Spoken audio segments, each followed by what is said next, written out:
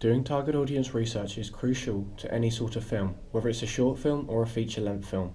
Before starting my film, I was required to define my target audience through the means of age, gender, and socio-economic of my audience. I decided that my primary audience would be males aged 16 to 21 years old. Having established my target audience, I was then able to begin constructing a plot for my short film that would be aimed, enjoyed, and watched by the specific target audience. After completing a basic outline for my plot, I began my first piece of target audience feedback. This came in the form of a simple short film questionnaire that featured a multitude of both open and closed questions.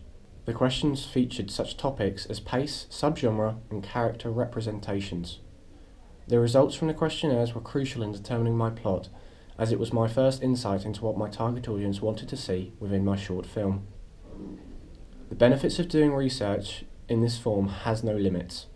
Firstly, due to incorporating both a mixture of open and closed questions, the responses were independent to individuals, meaning that when it came back to developing on from them, I can choose from different thoughts and opinions. This was further enhanced by me giving out questionnaires to a large amount of people that increased the data I received. I also had no limit on the amount of questions I could include. This allowed me to have an array of different question topics. Before collecting the results of my questionnaire, I firstly made a blog post that outlined the purpose of each question.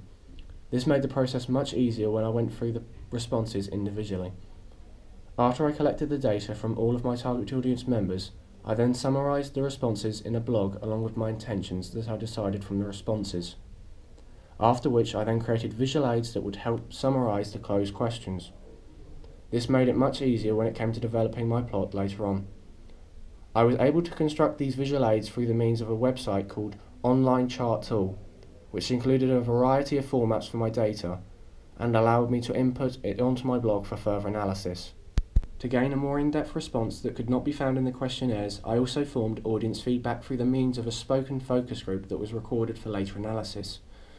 This allowed me to refine certain aspects such as location plot and other areas. Having it formed as an open conversation allowed me to have a discussion with the audience, which meant I could ask more questions where relevant.